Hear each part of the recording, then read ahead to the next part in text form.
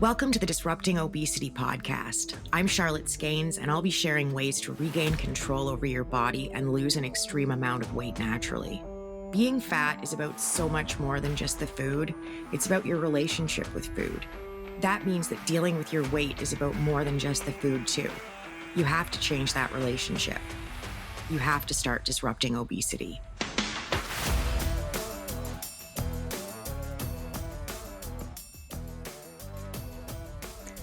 I feel like I have a lot to be grateful for. I mean, I have an amazing family, a great marriage. Sean and I have known each other since we were 11 and 12. We've got 3 beautiful boys, a lovely home. He's got a really good job. I've got all this. Our best friends since we were teenagers live a few blocks up. I'm unbelievably fortunate. So there's all that I'm grateful for. But then there's the whole almost dying thing. And I know I keep going on about it, but it really kind of was a big deal. And if anything, I feel like I downplay it more than anything else. And there are just parts of it that I won't talk about with anybody, really. So gratitude is what brought me here. The almost dying, the wanting to do something with the life that I was handed back. Gratitude heals. And maybe you didn't almost die, but there's something, right? You're one hell of a rare bird if you're seriously obese and don't have a trauma of some kind lurking behind it, like hiding back there somewhere. Gratitude is like opening a window and letting some light in. I know this all seems a little cliched, but there's a reason that so many people go on and on about it, right? Gratitude's life-changing, and it's a very conscious choice, but it gets so much easier as you go. The thing I'm the most grateful for is my life. And you'd almost think that because it's such a big thing, it would make seeing the little things harder, but it doesn't. If anything, it's made them easier. I still had cable when the gratitude craze started. I haven't had it for like 15 years, but I had it back then. So I very vividly remember Oprah and her whole freak out when she found gratitude. But it started for me in a much more personal way. Someone very, very close to me was very sick, but she was back home recovering for, I know now, one of the last times. And the first thing that she said when I went to visit her that day was that grateful was the best place she'd ever been. And I've been thinking about that ever since. Because grateful is a place. It's somewhere we go in our minds. You can be grateful and still want things to change. You can be grateful and unhappy or unhealthy or unfulfilled all at the same time. Reaching for gratitude in those moments when you're low or struggling is probably one of the best things that you can do. Staying grateful while being unhappy and unhealthy and unfulfilled has saved my ass more than once. Even if it's just basic manners stuff, right? If all you can manage, if all you can muster is a thank you to the person who handed you your morning coffee, it's a start, right? It's something. It's so easy to get bogged down when you're losing a lot of weight, right? Because it isn't just the physical weight that's heavy. It's all the other stuff too. It's the pressure that comes from yourself and from other people, whether that pressure from other people is a real thing or if it only exists in your head. It might actually be coming from the people in your life, but more times than not, it's a conversation we're just having with ourselves, right? But it doesn't matter. It's hard. At least it was hard for me anyway, and I suspect it's probably hard for other people too. When you're losing weight, and when people start noticing that you're losing weight, it can be really hard not to feel pressure to keep losing weight, right? And again, whether that pressure is real or imaginary, because even if the pressure is only you telling yourself that other people expect it of you, that's still a real feeling. I'm struggling to think of anyone who was like, you better keep losing weight, but I still felt it when I was congratulated or when people ask me, how much weight have you lost so far? Right?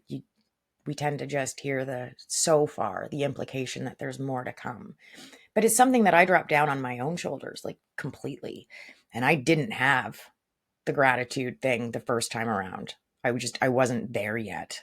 I had manners, right? I had pretty good manners, I think, but I wasn't actively incorporating being grateful into my life and who I am as a person. The second time I lost the weight, there was zero pressure from anybody for me to do anything other than stay alive. That was it. When I first got home, people fell into a couple of different categories, and one of them was a group that I called the Touchers. Um, so, if you've been around for a bit, you likely know that things got a little hairy for me in 2016. There was the whole almost dying thing, the airlift, the crash C-section, necrotizing pancreatitis, Ogilvy syndrome, a whole whack of other shit. Sean spent a fair bit of time telling people that things weren't looking good, right? Um, it was very stressful, and it was an up and down time, right? Huge emotions. And it all started with the birth of our third son in 3 years at 32 weeks. So there were three little boys, 15 months and 8 weeks premature, who basically didn't get to see their mother for 5 months. Our story didn't just pull at heartstrings, it ripped them out, especially for people who knew us or were close to our parents. Um, at one of the hospitals where I was treated, instead of a name, they called me the one who had the baby. And that was how they still knew me 2 years later when I had to go back in for this follow-up procedure. Like I went in for the prelim blood draw, and the nurse looked at my chart and went, "Oh my God, you're the one who had the baby," which was not the first time I'd been called that there. Um, Once I made it home, people were surprised and very relieved, right? Seeing me was very emotional. Some people just cried, but the touchers needed to physically touch me to process that I was actually standing there. And it was already emotional because I was there, and I really didn't look, I did not look very good at all. I had hair down to my waist when I got sick, but when I got home, it had pretty nearly all fallen out, and what was left had just been chopped to my chin. Um, Even though I'd lost some weight, I was still seriously overweight, but I was managing to look frail at the same time, which is a pretty good trick. I needed a walker for months after I got home, anytime we left the house. So seeing me was a good thing, but it wasn't good, you know? So things get a little bit taut. And please understand that I'm in no way complaining. I'm so grateful because I really do understand that what they were feeling in that moment wasn't really about me. Me being sick put a lot of people through a lot of stuff that has nothing to do with me at all. I mean, it does, right? But I couldn't control the feelings what I went through made other people feel. And a lot of it hinged on how people were tied to the situation. Like, people who worked with Sean were absolutely amazing. And yes, they were upset that I was so sick, but they were upset for Sean and what he was going through in a way that some of the other groups of people who were involved just weren't feeling it, right? They'd lost a daily presence in their lives. Things changed for them that had nothing to do with me at all. I'm grateful to all the prayer chains and the congregations from churches I've never even attended in parts of the world I've never been to. So I'm never going to complain about any of those people or the way that they needed to process that I'd survived. Even the ones who had to physically touch me in some way to believe that I was really still here. But it was still hard for me at least some of the time. And I think that's kind of fair, right? Being sick and surviving what happened to me shoved me headfirst into gratitude on more than one front. There was my own, and then there was the gratitude of people in my life. And I'm pretty sure they were all pretty glad that I made it. And it was like weepy grateful for a long time. I would just need to think about how close I'd come and what had happened for the waterworks to start back up. For years, all Sean and I had to do was look at each other a certain way, and we would both just completely lose it. We would just dissolve into tears immediately. We still can do that, but usually one of us will just go, "Don't," and we'll both get things under control pretty quickly. Um, I dabbled in gratitude practices before I got sick. Oprah got me excited too. And then Lisa, with Grateful being the best place that she'd ever been. So I tried like gratitude journaling a couple of times, kind of like I'm already a journal keeper. I kept a diary on and off as a kid, and then I've kept one pretty consistently ever since it was an assignment at university one year. I filled 4 journals in 2 terms, and it's been a part of my process pretty much from there on out. Um, my gratitude practice came to me in a very similar way. It was assigned through a personal development program that I took. I just modified the original assignment so that it fits what I need. I think gratitude practices can take many forms. For me, it's a kind of bullet point journaling, like a series of lists. For some people, it's prayer, and that can take on so many different forms. It might be meditation, but it's a practiced, focused, and I think ideally structured, at least semi ritualized behavior. And remember, rituals aren't just for cults, they're also just something that's done in the same way on a routine basis, right? I did my whole gratitude journal thing pretty much at the same time. Yeah, I have been for a while. I did it that way, and I still pretty much do it at the same time every single day. And you can take this for what it's worth, but I can definitely notice a difference in my mental health if I stop doing it consistently.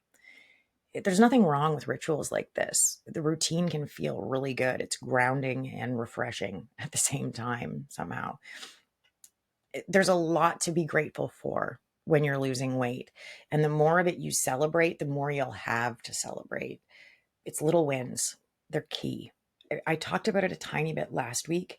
The way each little decision you make as you get your head around what you need to do to get the weight off, each little choice is actually a very big deal, because without it, you wouldn't be able to take the next step or the one after that.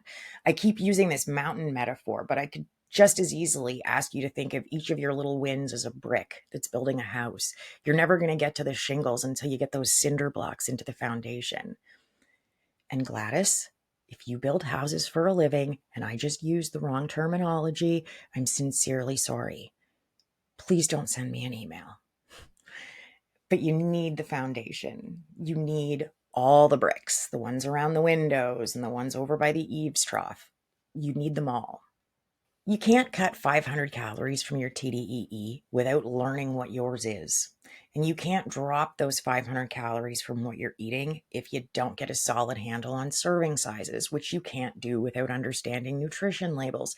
Every step is a little win that's paving your way up that mountain, building that house. So they're all something to be grateful for. All of them. Little wins are a big deal. You need to start looking for them and celebrating them when you see them. Make yourself aware of them, right? You know what's next. You got to acknowledge them.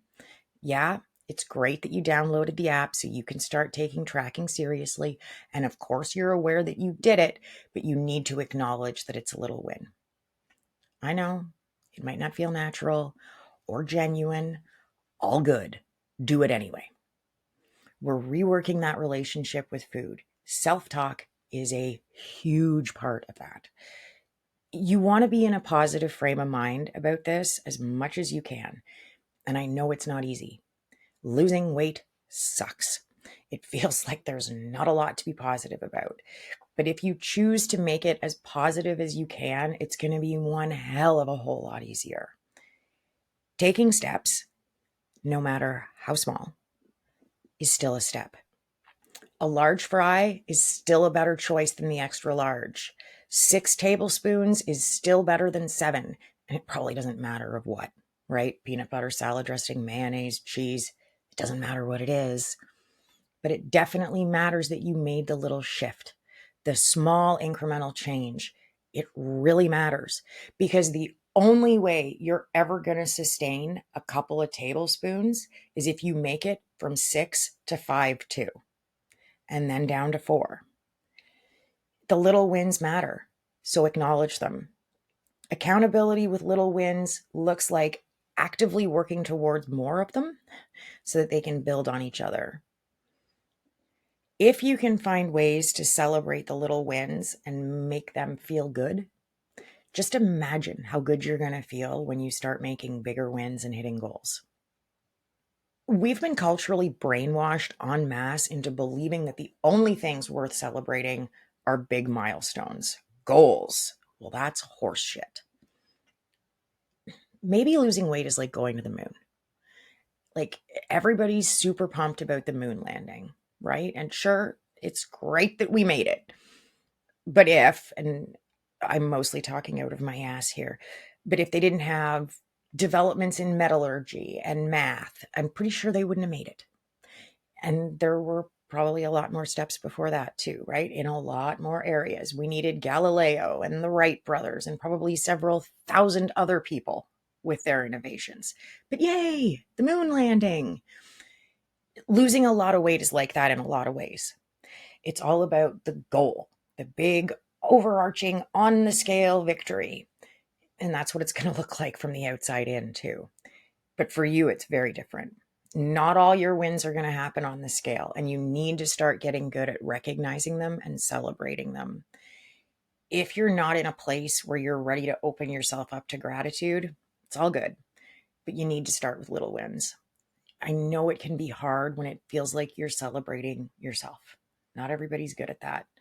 I wasn't good at that. Sometimes I'm still not any good at it, but I keep trying. I had people tell me to my face that it should be hard to lose weight. I'd done it to myself, so what did I expect? Oh, people can say some super shitty stuff. People flat out told me I deserved it. Sometimes in the super cute, like, tough love, I'm just saying what needs to be said. Maybe if it's hard, it'll stick. Like, you'll never want to gain it back kind of a way. Which, okay. Screw all of that, right? It's total garbage. It's not motivating and it's not cute. It won't work. So if you're telling yourself any of that, quit. Beating yourself up isn't the way out. You're not going to motivate yourself that way any more than your darling Aunt Gladys can. Sometimes it's all you can do to hold on to grateful for even one little thing. I want you to try as hard as you can to direct it towards yourself. 3A way it. Look for one thing. Even if it's the one good decision floating in a sea of bad ones, make yourself aware of it. Acknowledge it. Don't treat it like a passing thought. Nurture it so it'll grow. Accountability is getting up tomorrow and working towards the next thing to be grateful for. And I know it can feel just insanely awkward and completely absurd. I hated this part. But I really wanted to change my relationship with food, and I knew the food wasn't going to start opening up with me anytime soon. I was going to be the key. So I needed to take a look at the way I was talking to myself and about myself, and you probably do too. The payout is huge. Feeling better about yourself without having to work at it is worth every second you spend feeling silly and suspecting that you might be wasting your time. Feeling bad about myself has never stopped me from eating. Not one single time. You know what does though? The thing that can just stop me right in my tracks. Feeling good about myself. That starts with self-talk, and I really believe that gratitude is the easiest way in. What's the worst thing that can happen if you give it a try, right? What's the worst thing? If you're looking to try something new, when it comes to extreme weight loss, I've made a couple of things for you. There's my free guide to getting started for the last time, and there's a link in the notes if you want a copy. And there's my weight loss workbook that you can find on Amazon by searching Disruptor and my name, Charlotte Skanes. Thank you so much for joining me. Don't forget to subscribe so you don't miss anything, and keep trying, keep tracking. Don't be intimidated and don't give up. You've totally got this. Thank you for listening to Disrupting Obesity with Charlotte Skanes. If you know it's time to take back control, lose the weight, and keep it off, reach out to me privately with a direct message on Instagram that says ready, so you can start disrupting obesity.